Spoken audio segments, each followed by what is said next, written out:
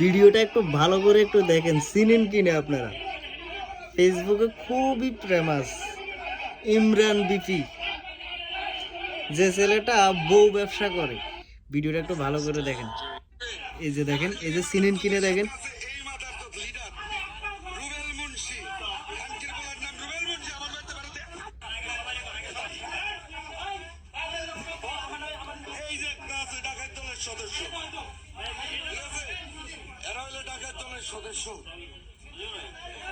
এই যে দেখেন, ভালো করে দেখেন, এই যে ইমরান বিপি, ইমরান তালুকদার। এই যে দেখছেন, দেখছেন চেহারাটা ভালো করে দেখেন, না হলে তো আবার বিশ্বাস করবেন না, মানে প্রমাণ ছাড়া কথা বললে বিশ্বাস করবেন না। মার মার মারছে, এবার লাইতেইবে।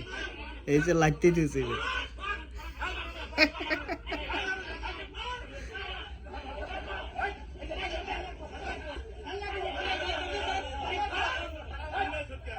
এই যে দেখেন,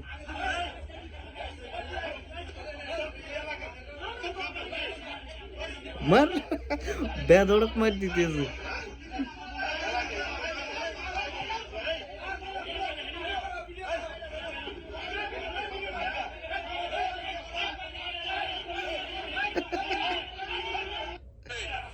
যে চেহারাটা ভালো করে দেখেন। আচ্ছা যাই হোক, এই ছেলেটা ফেসবুকে ভিডিও বানায় তো, মানে ফেসবুক ইউটিউবে খুবই ফেমাস। তার এখন বর্তমানে প্রায় 1 মিলিয়নের উপরে ফলোয়ার আছে তার একটা ফেসবুকে। আরও অন্য অন্য অন্য ফেসবুক পেজ আছে তার।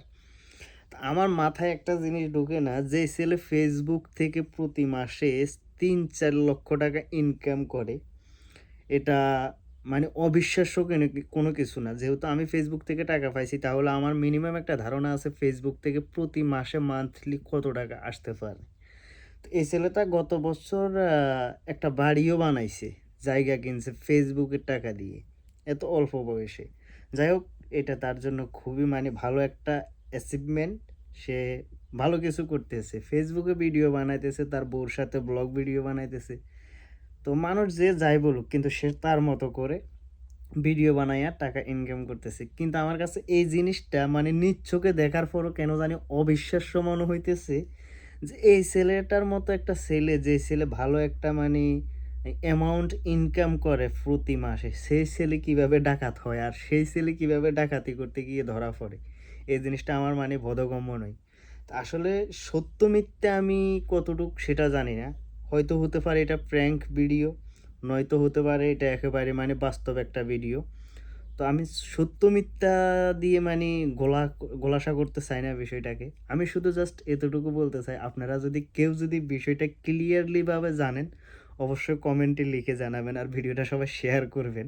তো সবার কাছে আমার এতটুকু অনুরোধ থাকলো। আর ইমরান, তুমি যদি ভাই এই ভিডিওটা দেখো, তাহলে তুমিও অবশ্যই কমেন্ট কইরো। তোমার কমেন্টের অপেক্ষায় রইলাম, যে আসলে বিষয়টা সত্য কিনা। ঠিক আছে, যদিও সত্য হয়, তোমার সামনে গেলে হয়তো তুমি সত্যটা বলবা না, হয়তো বলবা এটা প্র্যাঙ্ক ছিল। তা আসলে যারা প্রকৃত ঘটনাটা জানেন, তারা যদি দেখে থাকেন ভিডিওটা, কমেন্টে লিখে জানাবেন। ধন্যবাদ সবাইকে।